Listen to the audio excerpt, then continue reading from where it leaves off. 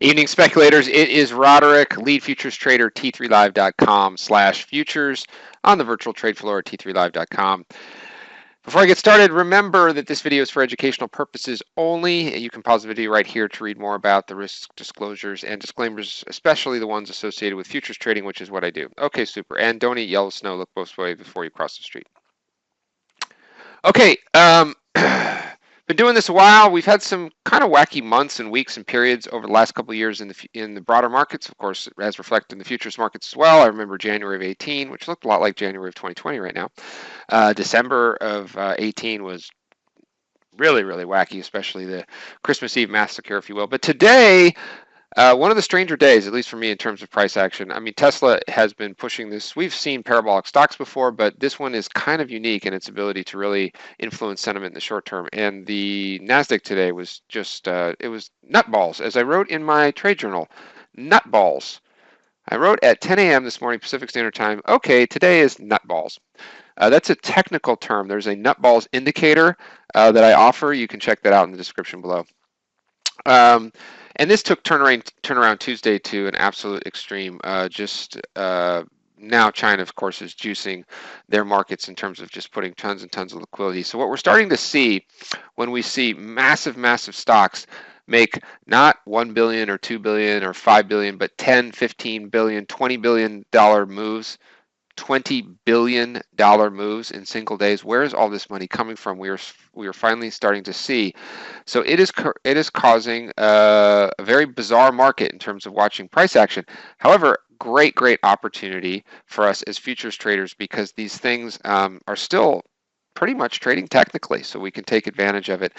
Today, though, in the my trading account, down $579, first loss in February. February is very early, so there's the results there. Started out okay, and then went into the nutballs phase, and then came out of it a little bit. Ended up down about $500 in that account. I put a screenshot in here of just the Fab 5 stocks. Tesla at one point. This isn't even the close. This was around 10 a.m.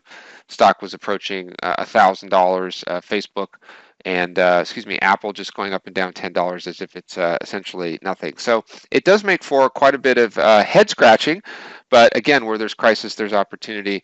I have continued to not hold on to my volatility shorts as long as I should, and not hold on to my longs as long as I should. I've been doing a pretty decent job of calling out and picking some spots where we can express potential turning points in the markets in a variety of instruments, whether that's the yen or bonds when we're looking for the market to come in, or whether that's gold long when we're looking, or gold long. Those are all sort of a correlated thing. And of course, when the market gets really overheated, looking to buy volatility, and when it declines rapidly as it has with some of the coronavirus fears, which we've almost forgotten about, although that situation is far from over. You can look to fade or fade volatility a little bit, and again, this time it just got crushed today. So down day overall in the trading portfolio. Let's take a quick look at the swing portfolio. Swing portfolio, I am long the 5-year note. I'm long the Japanese yen. Again, looking for the markets to come in just a little bit. Yen sold off very hard today. I am short 10 micros, which is equivalent of 1 full NASDAQ lot, and have taken most of the pain out of that trade already. So at least if you're going FIFO now, the positions that I'm holding are up a little bit.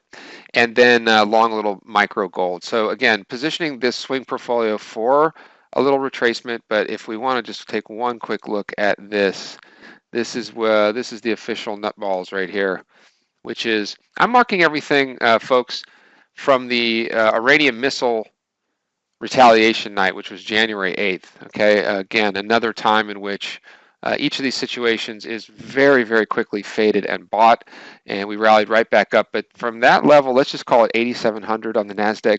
In 27 calendar days, that's not even trading days, the NASDAQ futures is up 670 points. 670 points. It's $20 per point in a full contract, $2 per point in just a single micro contract. So that's $1,500 or so dollars. And keep in mind that might not sound like a whole lot, but $1,500, these are products that can be controlled with $50 in margin. So these moves are pretty dramatic.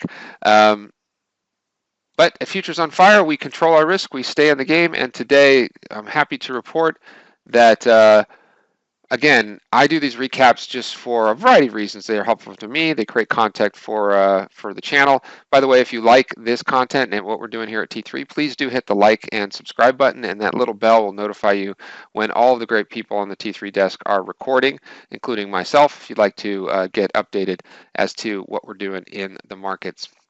So for me right now, I am positioned for a little bit of pullback and for volatility to potentially firm in here. And ideally, we get some two-way markets.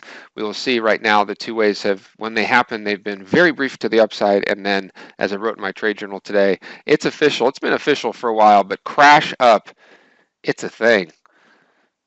This is Roderick Casilli with the Trade Journal screencast for Tuesday, February 4th, 2020, reminding you to always trade like you mean it. Thanks.